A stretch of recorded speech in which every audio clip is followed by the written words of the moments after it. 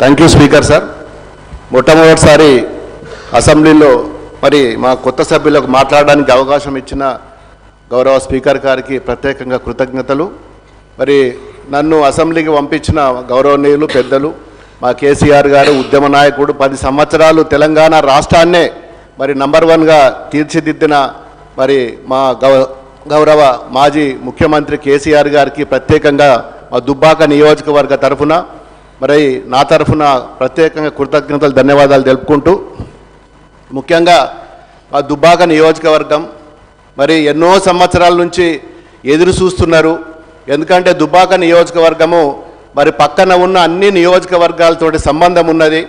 Revenue division లేక కొన్ని గ్రామాలు, కొన్ని మండలాలు, గజ్వెల్లి మండలంలో, కొన్ని మాసాయిపేట మండలంలో, కొన్ని రామాయంపేట మండలంలో, కొన్ని తూఫ్రాన్ మండలంలో, దుబ్బాక మండలంలో, సిద్దిపేట మండలంలో, ఇతరత్ర పక్కనున్న అన్ని మండలాల్లో అక్కడ 4 గ్రామాలు, ఇక్కడ 4 గ్రామాలు, పోలీస్ స్టేషన్ పోవాలన్నా, రెవెన్యూ డివిజన్ పోవాలన్నా, ఇంకెక్కడ పోవాలన్నా మరి పోలీస్ స్టేషన్ సంబంధించిన డిఎస్పీలు కానీ, సిపిలు కానీ, మరి సిఐలు కానీ మరి అన్ని గ్రామాలతోటి లింక్ ఉన్నది. ఎక్కడ కూడా మరి దానికి పరిమితమైన మరి అధికారాలు లేక ఇబ్బంది పాలవుతున్నాం.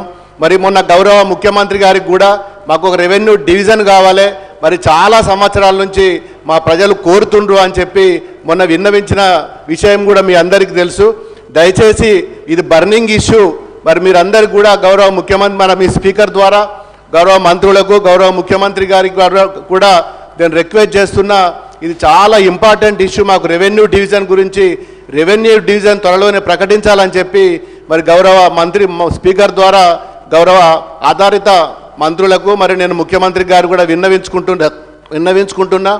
అదే విషయం, ఇంకొక విషయం కూడా మరి గతంలో కాన్స్టెన్సీ డెవలప్మెంట్ ఫండ్స్ మరి మన మైనింగ్ డెవలప్మెంట్ సంబంధించిన ఇతరత్ర శాంక్షన్స్ అన్నీ కూడా మరి మీ ప్రభుత్వం వచ్చిన తర్వాత క్యాన్సిల్ చేసి మరి దాని స్థానంలో మళ్ళీ కొత్త ప్రొసీడింగ్స్ ఇప్పించి మరి ఓడిపోయిన ఎమ్మెల్యేల ద్వారా మా నియోజకవర్గాలలో గతంలో శాంక్షన్ అయిన పనులు మరి జరుపుతామని చెప్పి వాళ్ళే నియోజకవర్గాలకు వెళ్ళి కొబ్బరికాయలు కొట్టి మరి ప్రజలను అయోమయం పాలు చేస్తున్నారు.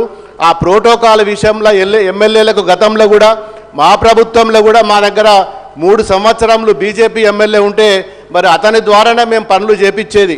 ఇప్పుడు కూడా అదే తరహాలో మీరు కూడా చేపిస్తారని చెప్పి ఆశిస్తూ మరి గత ప్రభుత్వంలో శాంక్షన్ అయిన మరి కాన్స్టెన్సీ డెవలప్మెంట్ కానీ మరి ముఖ్యమంత్రి గారు ఇచ్చిన స్పెషల్ డెవలప్మెంట్ ఫండ్లకు సంబంధించిన అన్నీ కూడా క్యాన్సిల్ చేసి మరి మళ్ళీ దాన్ని ఇప్పటివరకు ఏమీ చెప్పడం కూడా లేదు.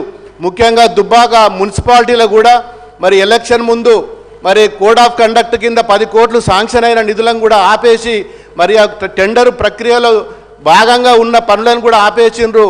త్వరితగతిలో వాటిని కూడా శాంక్షన్ చేసి మాకు రింగ్ రోడ్డుకు సంబంధించింది కానీ, 4 లైన్ సంబంధించింది కానీ, మరి మన డ్రైనేజ్ సంబంధించింది పూర్తి స్థాయిలో మేము వాటికి శాంక్షన్ కోసం గౌరవ కలెక్టర్ కూడా ఇవ్వడం జరిగింది. మరి మీ ప్రభుత్వం వచ్చిన తర్వాత ఇన్ఛార్జ్ మంత్రి గారు మరి ఇప్పుడు మన గతంలో శాంక్షన్ అయిన పనులు కూడా అన్నీ కూడా ఆపాలని చెప్పి మరి వారికి చెప్పడం జరిగింది. కలెక్టర్ కూడా మా చేతుల్లో ఏం లేదు, మీ గతంలో శాంక్షన్ అయిన పనులన్నీ కూడా ఆపమని చెప్పిండ్రు అని చెప్పి కలెక్టర్ గారు మాకు స్వయంగా చెప్పిండు. దయచేసి రాజకీయ కోణంలో కాకుండా మరి దుబ్బాక నియోజకవర్గ అభివృద్ధిలో మరి ఏ గవర్నమెంట్ వచ్చినా ఎవరు వచ్చినా మరి పక్షవాత వైఖరి కాకుండా ఒక అభివృద్ధి కోణంలో ఆలోచించి గతంలో శాంక్షన్ అయిన పనులు పూర్తిగా శాంక్షన్ చేయాలని చెప్పి మీ ద్వారా గౌరవ ఇప్పుడున్న ప్రభుత్వానికి, గౌరవ ముఖ్యమంత్రి గారికి, కన్సర్న్ మంత్రులకు మరి త్వరలోనే వాటిని శాంక్షన్ చేసి మరి కంప్లీట్ చేయాలని చెప్పి నేను కోరుకుంటున్నా.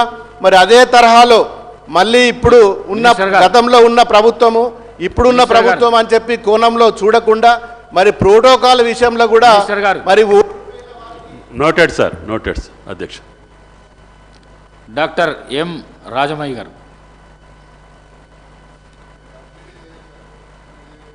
పెద్దల హరీష్ రావు గారే చెప్పిండ్రు ఒక్క సమస్య